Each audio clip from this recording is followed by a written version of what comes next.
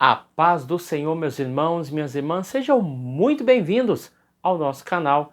É Tempo de Ensinar EBD, um canal exclusivo para os amantes da Escola Bíblica Dominical. Você aí já me conhece, eu sou Adriano Ricobelo, sou presbítero da Assembleia de Deus aqui da cidade de Franca, interior de São Paulo. Também sou professor da Escola Bíblica Dominical, ministro aulas também no CAPED, que é o Centro de Aperfeiçoamento Pedagógico da Escola Dominical.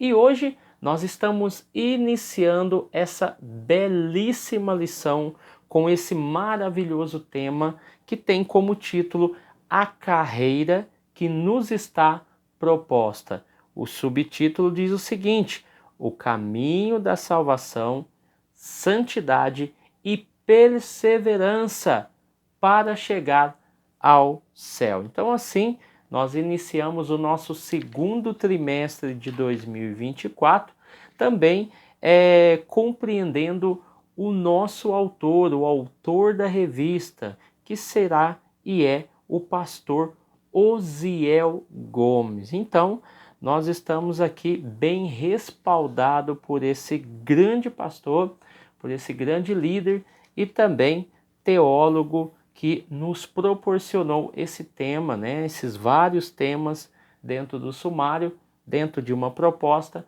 para que possamos aí elaborar esse plano de aula para o trimestre. E vai ser uma bênção, eu acredito muito que Deus vai falar conosco, vai nos abençoar, vai nos dar graça, e você vai sair daí edificado, transformando a vida dos seus alunos, edificando a vida deles, porque essa lição aqui vai ser muito importante, tá? A lição de número 1, ela tem como título o seguinte: o início da caminhada. Se você olha dentro do sumário, a lição de número 1 e a lição de número 4, elas são correlacionadas.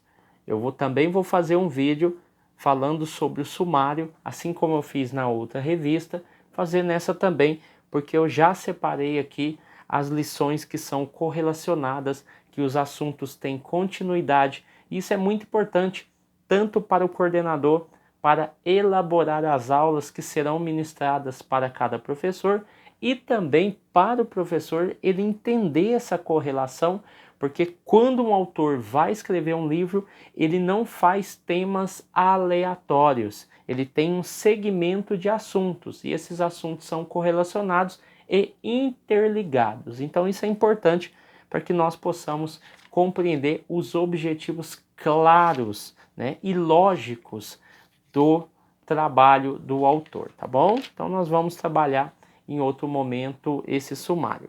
Então aqui dentro do início da caminhada, nós já nos deparamos com o texto áureo. O texto áureo está já em João capítulo 3, versículo 3, que está inserido dentro do corpo do texto que nós vamos estudar, e vai dizer o seguinte: e Jesus respondeu e disse-lhe. Ou seja, Jesus responde ao fariseu e líder dos judeus chamado Nicodemos.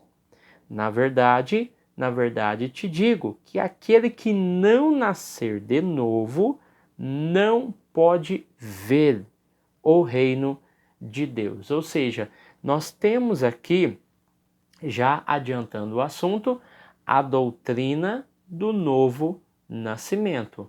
Ele está falando com quem? Esse episódio está falando sobre qual assunto? Qual é o destaque do texto? E quem é que ele está anunciando essas palavras? Então, já aqui no início, nós temos que levantar essas perguntas para que lá no tópico 2 isso seja trabalhado de uma melhor forma. Então nós estamos falando, Jesus está falando a um líder, né, que no grego aí é archon, governador, ou algumas traduções aí, membro do Sinédrio. Então é uma pessoa muito importante, nós vamos trabalhar a figura dele. A verdade prática vai dizer o seguinte: o novo nascimento marca o início da jornada do crente em Jesus Cristo. Então esse novo nascimento que nós vamos abordar, que também está correlacionado com a questão da carreira cristã, marca o início da jornada do crente, tá? Então aqui nós temos que entender uma coisa, tá? Embora o Novo Testamento não afirme que Nicodemos tenha posteriormente se tornado um cristão, existe uma forte possibilidade desse fato ter ocorrido.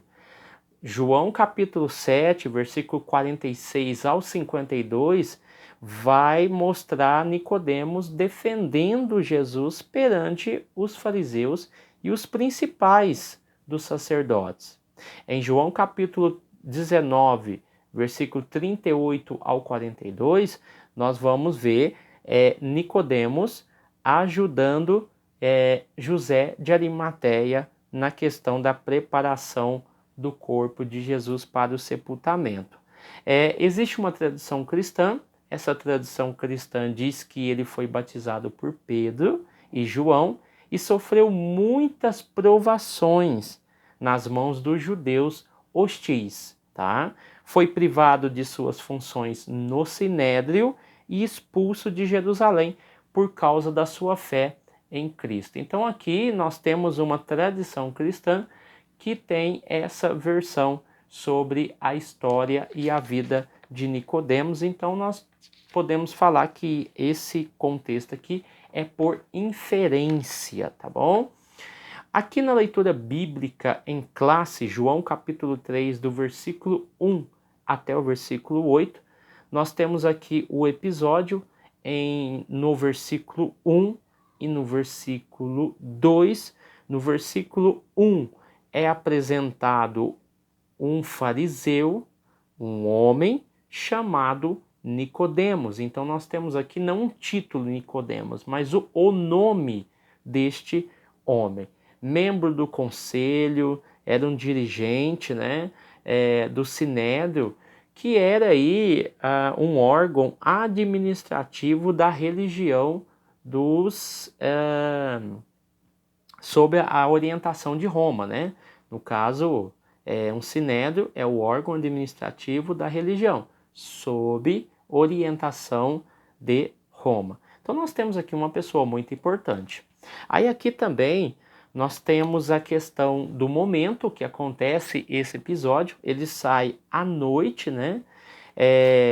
E vai até Jesus.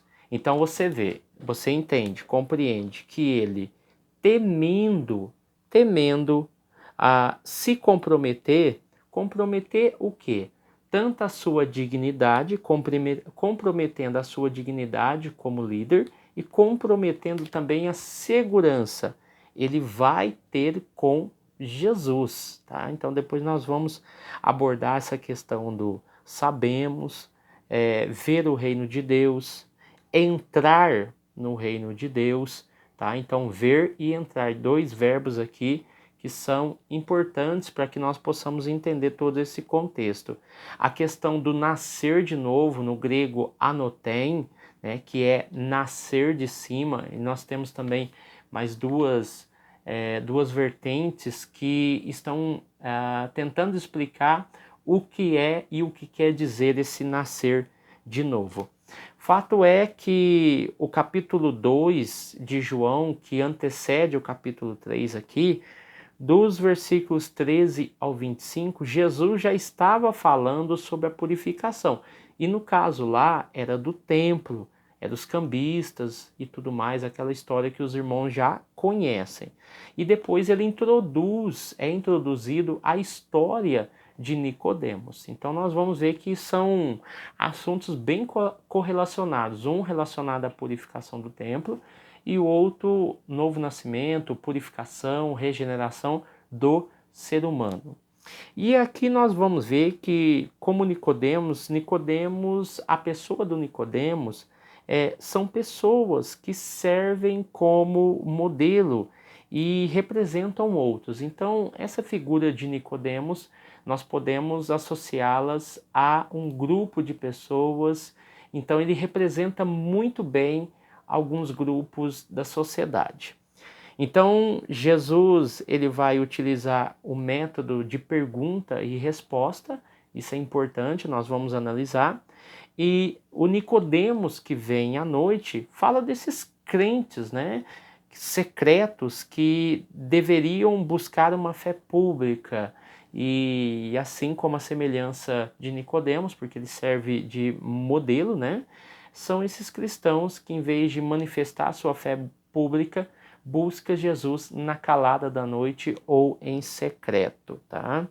O versículo 2 aqui de João capítulo 3, nós vamos ver Nicodemos fazendo uma afirmação: mestre, esse mestre que Deus enviou até nós, né? Então, fazendo aí uma associação a Nicodemos, que também é mestre, é um líder. Então ele chama Jesus de mestre, né?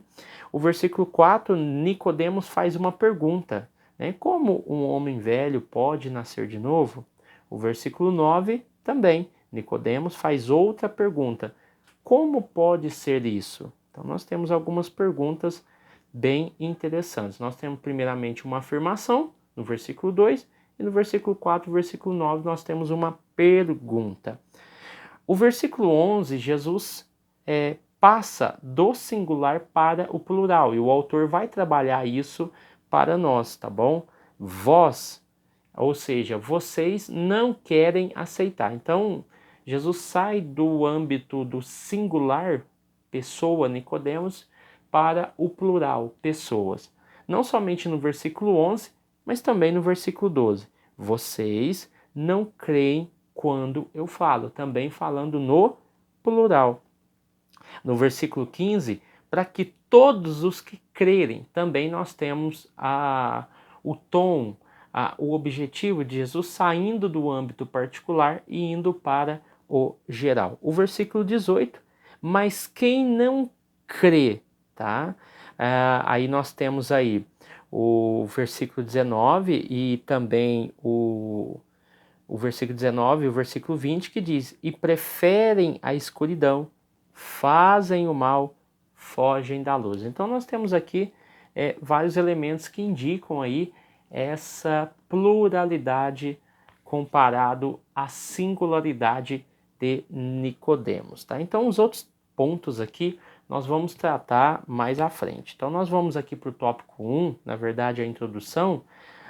Dentro da introdução, nós vamos ver que os nossos estudos estarão embasados dentro do propósito, ou seja, nós temos um propósito de compreender o início da nossa caminhada com Cristo ou em Cristo. Esse propósito fala daquilo que se propõe. Ou seja, qual é o propósito dessa caminhada? O que ela propõe? Qual é a sugestão? Qual é a orientação? Qual é a recomendação para que eu compreenda os objetivos dessa caminhada? Então, compreender é perceber, é atingir, é assimilar, é aprender, é saber. O início da nossa caminhada com Cristo. Então, ela não é de forma aleatória. O autor ele traz vários elementos aqui, como o título, né, a questão da carreira, que é a trajetória que o indivíduo irá percorrer ao longo da sua vida. A carreira que nos está proposta. O está é aquilo, é a ação de comparecer, ou seja, ela já está pronta, ela já está feita.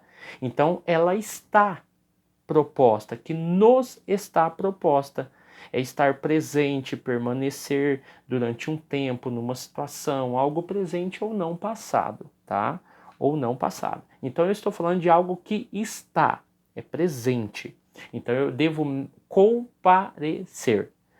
Proposta é aquilo que se propõe. Então ninguém é obrigado a seguir Jesus.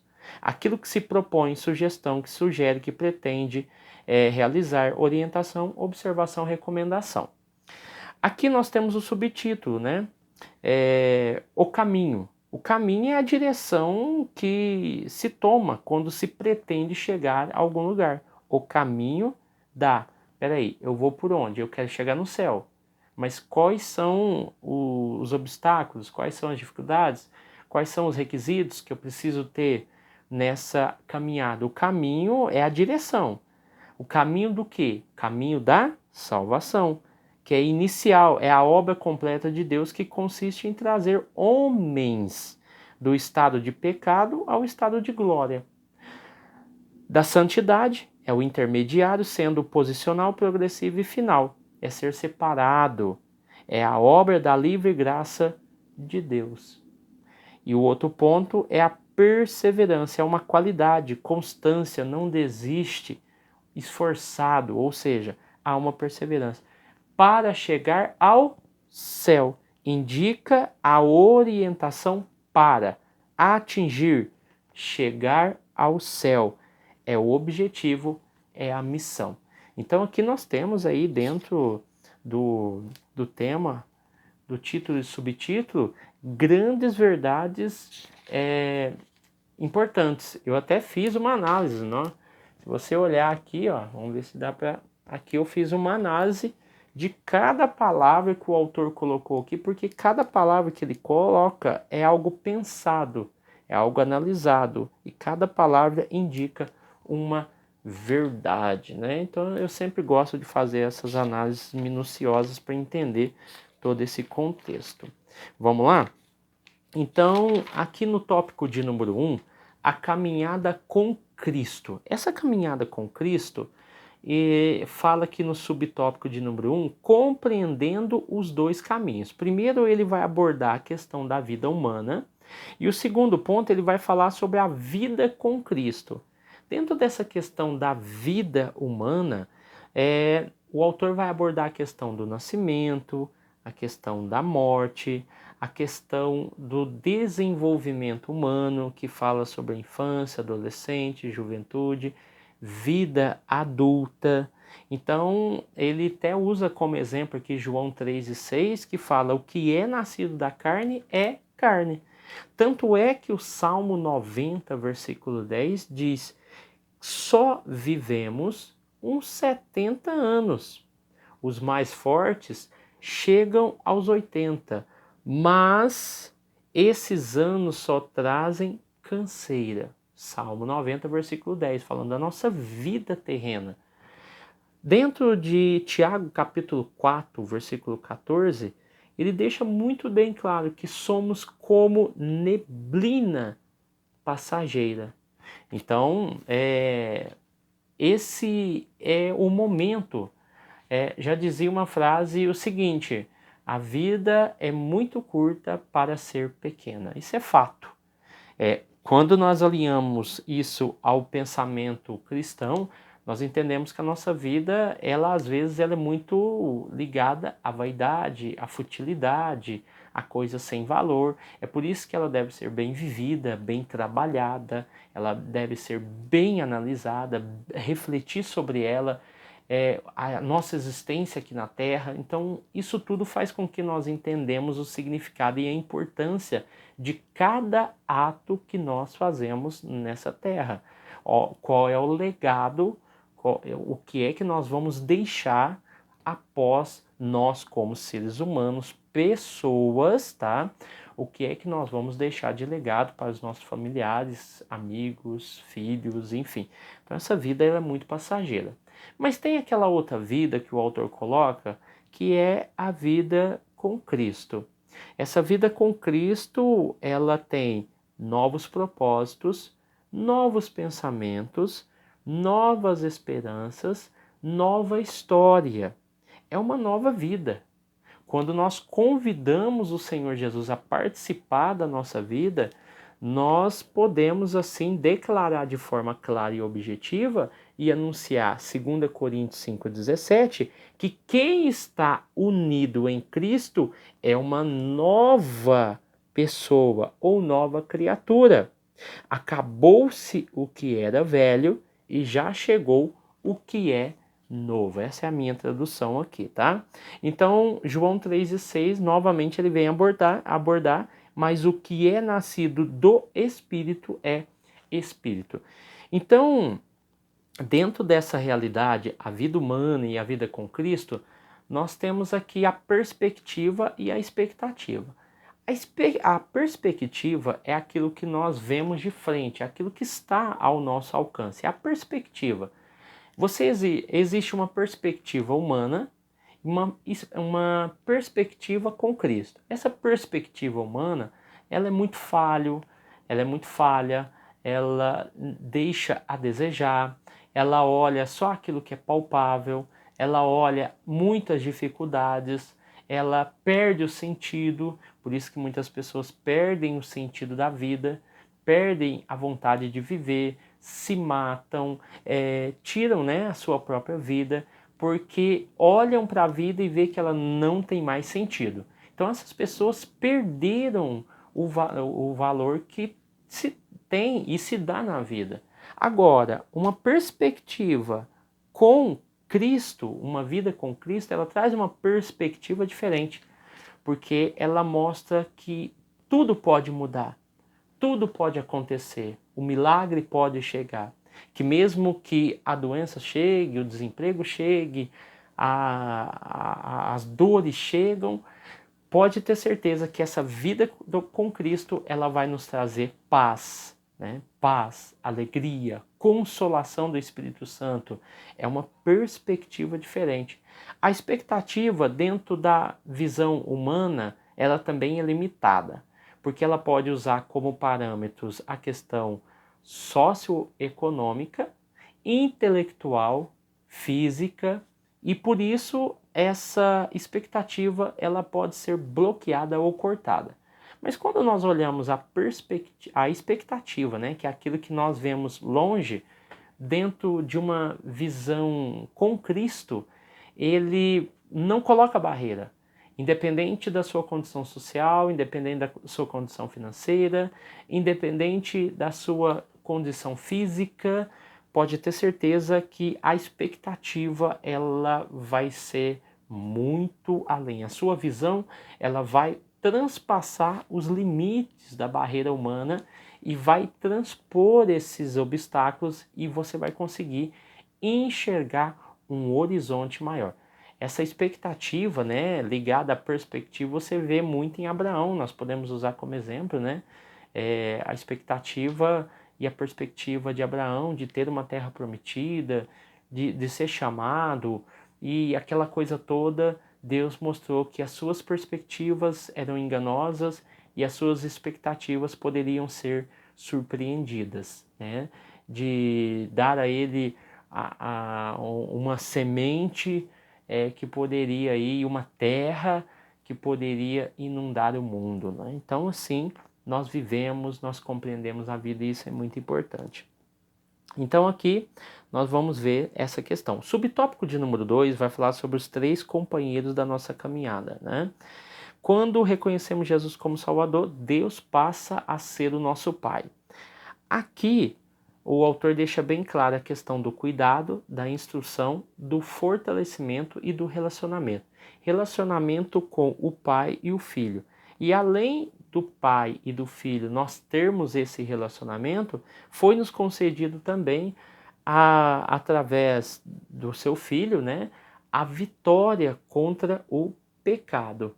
E o terceiro membro da Trindade, que também está acessível a nós, é o nosso auxiliador, consolador, intermediário, né, que transforma a vida e que nos torna seus legítimos filhos, ou seja, o Espírito Santo.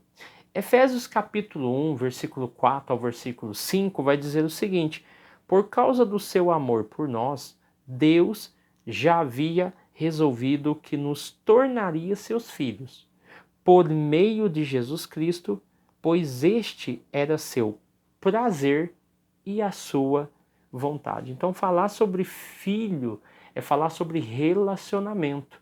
E além de nós termos a companhia, né, e nós termos o relacionamento com o pai e o filho, nós também temos aí o relacionamento íntimo com a pessoa e a obra do Espírito Santo, tá?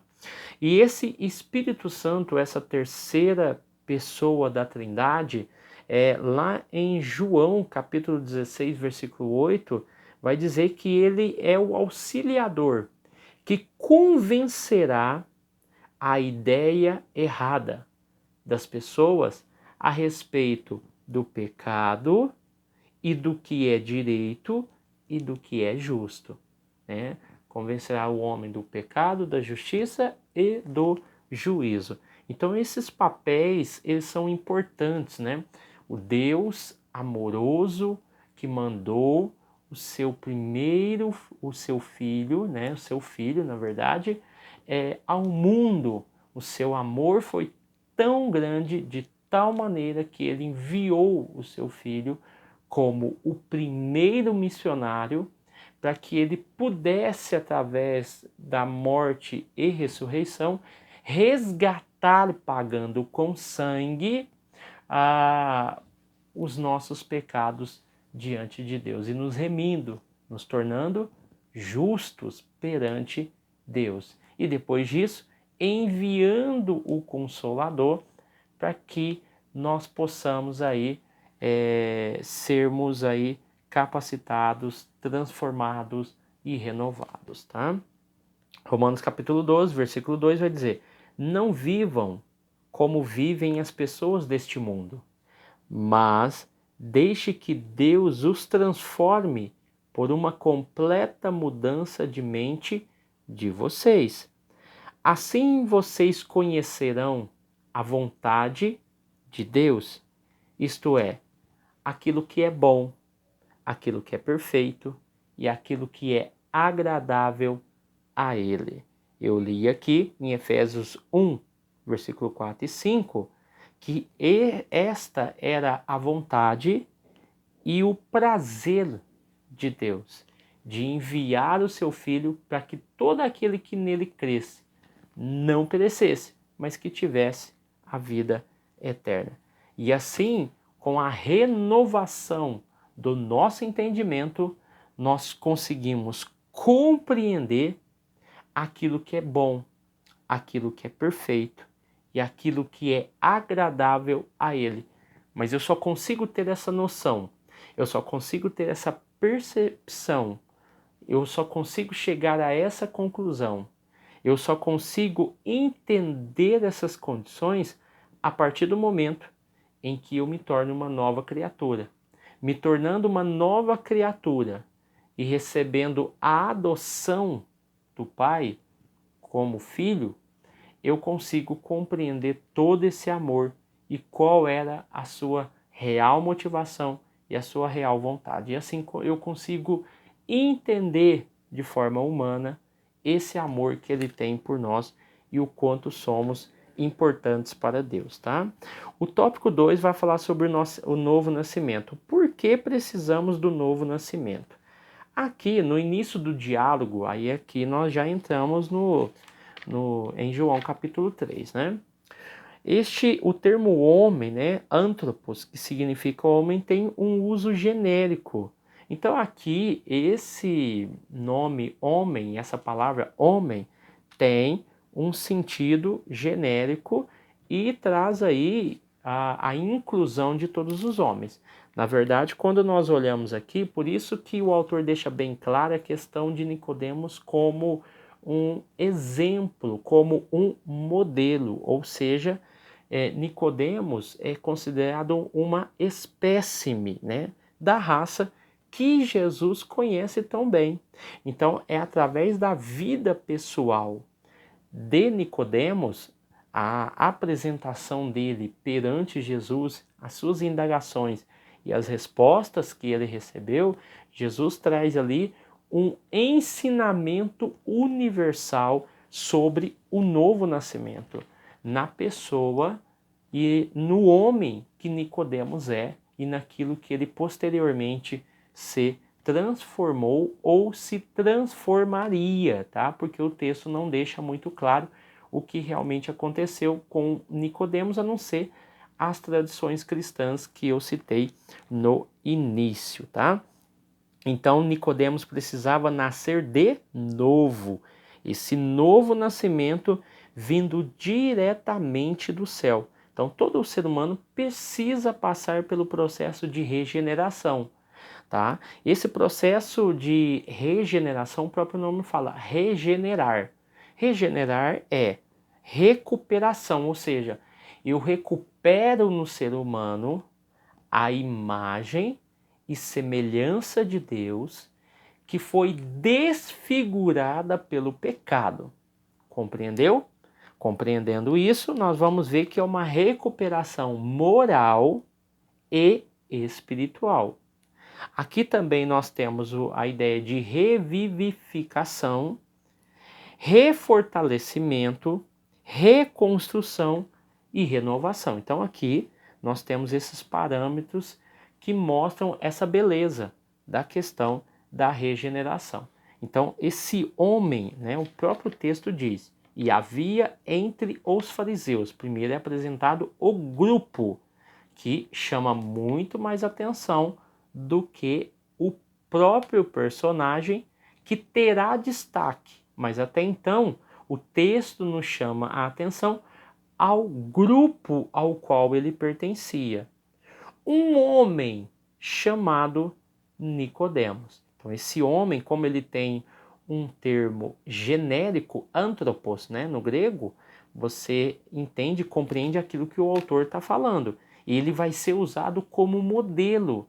Não somente, é como se Jesus estivesse falando assim, olha Nicodemos, eu não estou falando somente para você. É através de você que eu falo com os demais. É através do seu exemplo. É através da sua decisão, é através do seu comportamento, é através das suas perguntas que eu falo para o mundo. É você que será o exemplo de uma ocasião, de um momento, de uma situação que se tornará exemplo de mudança para várias pessoas. É como se Jesus estivesse falando isso para Nicodemos, tá? Então aqui, o Nicodemos, o nome Nicodemos, ele significa conquistador de povos, ou conquistador do povo, ou vitória do povo.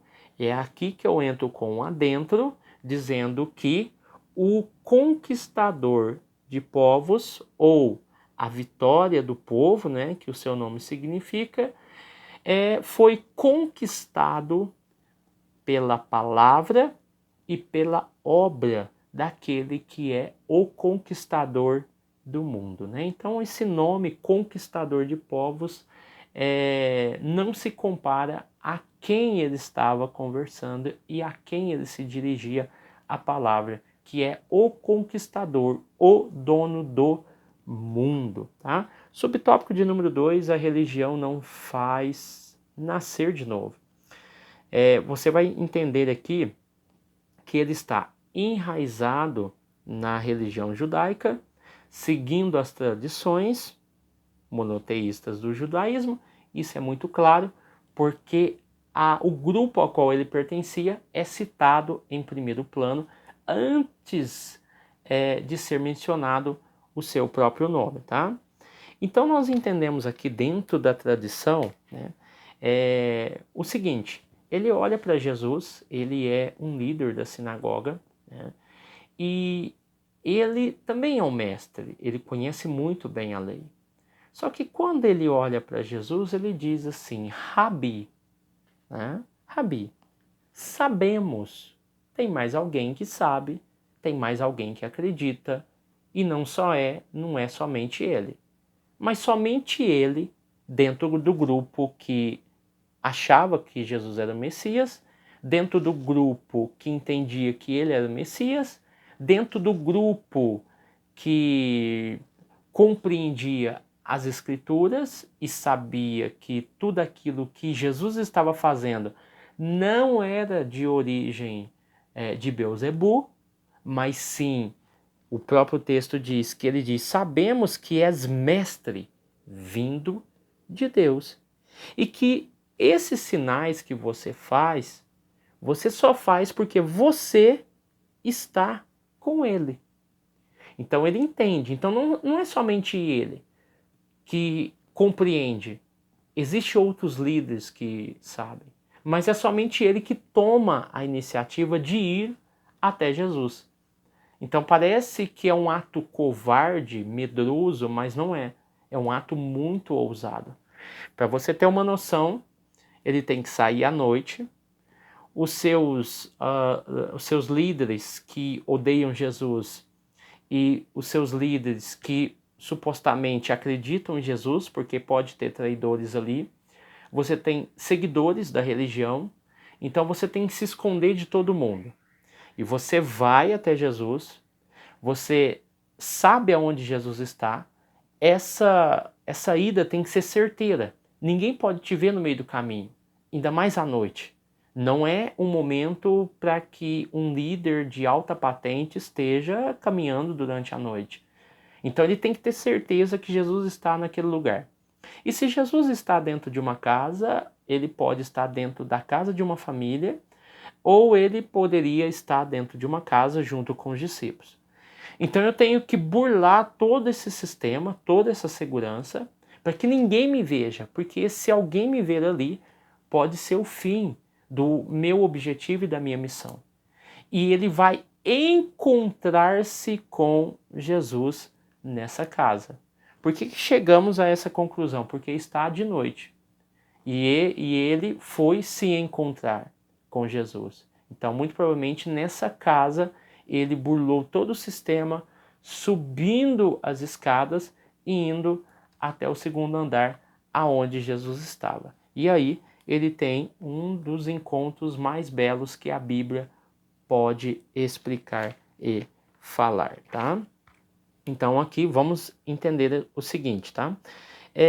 Ninguém pode fazer estes sinais que tu fazes, tá? Tu vens de Deus como mestre. Então ele reconhece isso. E aqui a questão de ver está correlacionada ao entrar. No versículo 3, as coisas do reino não estão aparentes. Por quê? Porque se você não nascer de novo, você não pode ver o reino de Deus. Ver aqui é as coisas do reino, que não estão aparentes para a visão normal. É necessário um novo poder de visão que está ligado ao novo homem. E não somente ver, o texto diz no versículo 3, mas também o entrar. O entrar está no versículo 5. Se não nascer de novo, não pode entrar no reino de Deus. Ou seja, tornar-se participante, tomar posse. A referência é tomar posse do reino, como os israelitas tomaram posse de Canaã. Eles entraram. E não é entrar de seja bem-vindo ou entrar porque alguém deixou entrar. Não, é tomar posse do reino de Deus. E tomar posse do reino de Deus tem esse significado aqui de entrar no reino de Deus, assim como os israelitas entraram em Canaã, tá bom? Então aqui nós temos uma análise, né, do versículo 3, versículo 5 e da questão da tradição e da religião do fariseu Nicodemos, tá? E lembrando que Nicodemos é um nome e não um título. O subtópico de número 3, novo nascimento e seu processo. A expressão de novo, que significa do céu, mostra que a nova vida com Cristo, isto é, a vida eterna gerada por intermédio da palavra, vem de cima.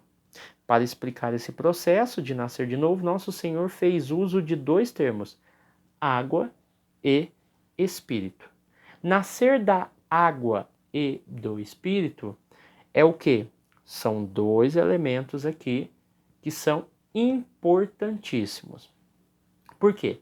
Nascer da água e do espírito são dois elementos, são condições preliminares para entrar e ver o reino.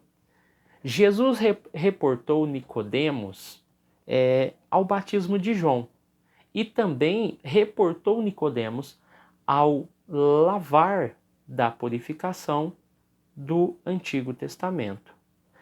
A nova vida, olha, entenda, a nova vida é inaugurada tanto na forma simbólica do batismo, ou no batismo, com a água.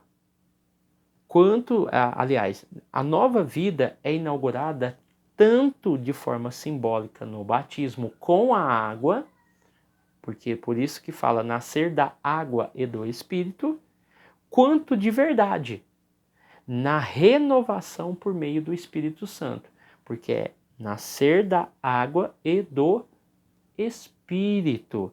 Então, o homem regenerado não vê apenas Deus, mas também o reino de Deus. É por isso que em várias situações nós temos pessoas que falam, eu acredito em Deus. Mas a ideia não é só acreditar em Deus assim como Nicodemos acreditava. Nós estamos falando de não somente ver Deus, mas também o homem regenerado não vê apenas Deus, mas também o reino, porque é do reino que nós temos as pré-condições, nós temos direitos, deveres, nós temos bênçãos, nós temos obrigações, enfim, nós temos várias questões relacionadas ao reino. Então, pessoas preferem ficar do lado de fora do reino. Eu quero entrar no reino. E entrando no reino, você também participa das benécias do reino, que são oferecidas àqueles que nasceram novamente, tá? Então essa questão do nascer de novo, né? Nós temos aqui a ideia de nascer do alto, tá? Que é o nascimento de Deus. Outras traduções vão trazer a ideia de novo ou outra vez. Então, quando a gente fala outra vez e fala de novo, essa ordem é mais lógica e preservada. Por quê? Nicodemos, ele usa o termo tornar-se no versículo de número 4, que tem aí uma conotação melhor com a ideia de outra vez ou de novo. Mas se você usar outra vez, de novo ou de cima, que é anotem, né, no grego anotem, é nascer de cima, tem praticamente o mesmo sentido. A ideia é que esse homem nasça de cima, com os critérios, preceitos que vêm do reino, tá bom? Então aqui nós temos questões bastante importantes sobre a questão da carreira que nos está proposta. Então, dentro desse episódio de João capítulo 3, né, questões aqui que nós abordamos, né, de ver a questão de entrar, a questão de tornar, a questão dos indagamentos de Nicodemos, mostrando que ele reconhecia Jesus como mestre, que ele vinha de Deus e que se ele não viesse de Deus, ele não conseguiria fazer aquilo que ele fez. E também nós vemos aqui que não te maravilheis de ter dito, necessário vos é nascer de novo, né? Então, nós temos aqui um episódio belíssimo que merece um estudo mais aprofundado. O Novo Testamento e a caminhada de fé do cristão.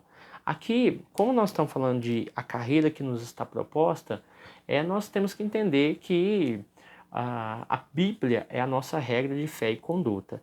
E nós temos aqui o Novo Testamento. Né? Esse Novo Testamento é a Escritura, é um processo gradual na vida da igreja, é a nova aliança que está ali descrita e nós chamamos, né, em latim de testamentum, ou seja, nós temos aqui no Novo Testamento uma aliança.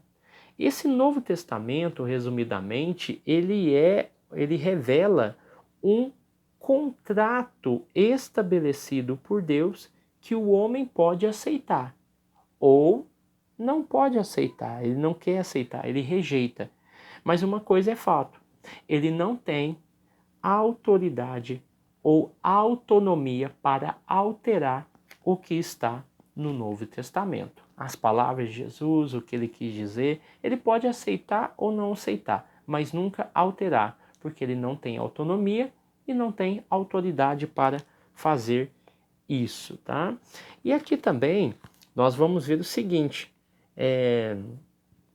que o termo usado, né, no caso aqui, quando nós olhamos para aliança, né, o termo foi usado pela primeira vez por Jesus na ceia para definir a nova base comunitária, tá, de Deus, através da sua morte. Então nós temos aqui uma nova aliança. E aonde está o pacote dessa nova aliança? No Novo Testamento. Tem toda a descrição de tudo aquilo que podemos e não podemos. É um contrato, um acordo estabelecido entre Deus e o homem. O tema principal do Novo Testamento, tá? O tema central do Novo Testamento é a pessoa de Jesus. Então aqui, sem dúvida nenhuma, o Novo Testamento tem uma mensagem cristocêntrica, ou seja, de Cristo no centro dos assuntos. Então a redenção é estritamente uma atividade divina, porque nós estamos falando aqui da pessoa de Jesus. E o tema que circula todos esses elementos é a redenção. Então a redenção é estritamente uma atividade divina, realizada por meio de Jesus Cristo. A remissão do pecado é assegurada com base no preço do resgate pago a Deus por Jesus em sua morte de cruz. Então, sobre a vida de Jesus, né, sobre as obras de Jesus, nós temos que entender que os evangelhos, né, que falam mais de Jesus, sobre a vida de Jesus, contém apenas fontes e não uma biografia sobre a vida de Jesus, até porque o nascimento, depois nós temos aí Jesus aparecendo com 16 anos e depois somente com 33 anos. Então a Bíblia não tem essa preocupação de tratar a vida de Jesus como uma biografia, mas como eu já falei, como fontes. Então o Novo Testamento é essa fonte das principais obras, das principais palavras de Jesus que servem de base, até porque a própria Bíblia vai dizer que se todos os atos que Jesus fez fosse acrescentado em um livro, não caberia aí numa Bíblia só, num volume só, de tudo aquilo que Jesus fez. Então é importante a gente entender isso, que o que tem é o necessário para a nossa caminhada cristã, tá? Só para título de curiosidade, no ano 100 depois de Cristo, nós tínhamos volumes que continham 4 evangelhos e as epístolas de Paulo. No ano 170 depois de Cristo, depois daquela questão de Marcião, nós iríamos ter os 4 evangelhos, Atos, as 3 epístolas de Paulo, o livro de Judas, 2 epístolas de João e o Apocalipse. Do ano 150 a 220 depois de Cristo, Tertuliano foi o primeiro a usar o termo Novo Testamento como coleção de escritos com autoridade divina. Ali continha 4 evangelhos, 13 cartas de Paulo, Atos, Apocalipse, 1 a João só, 1 a Pedro e Judas. No ano 367 depois de Cristo, Atanásio listou os livros que estão canonizados e entregou-nos e os recebemos como divino, e é a Bíblia que nós temos hoje, tá? Só para a nível de acréscimo. Então nós temos aqui os temas principais do Novo Testamento. Em Mateus, nós temos o caráter real e perfeito da obra de Jesus. Em Marcos, nós temos a apresentação dos seus atos de autoridade moral e espiritual. Em Lucas, trata-se do aspecto humano de seu ministério. Em Atos, nós temos a pregação missionária tanto em Jerusalém e em Roma. E nós temos as 13 epístolas, que são cartas com a mesma autoridade de Jesus. E igualmente E igualmente ela tem a mesma autoridade. Ela foi feita por Paulo, mas com as mesmas autoridades que se fosse como Jesus estivesse falando, né? Nós temos aqui também as 8 epístolas, primeiro as gerais, tá? Pedro, Tiago, Judas, João. Nós temos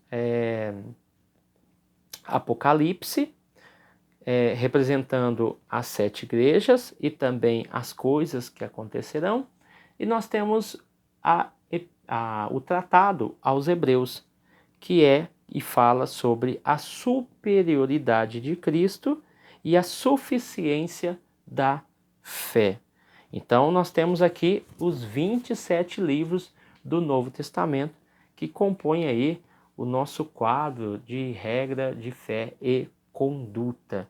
Então, essa é a importância do Novo Testamento na caminhada do cristão. Nós temos tudo aquilo que nós precisamos, tá?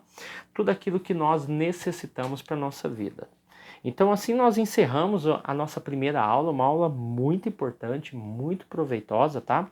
Não esqueça de deixar o seu like, o seu comentário, isso nos ajuda muito. E que você tenha uma boa aula, um bom trimestre. Deus abençoe você, sua casa e sua família. Fique com Deus e até o próximo vídeo.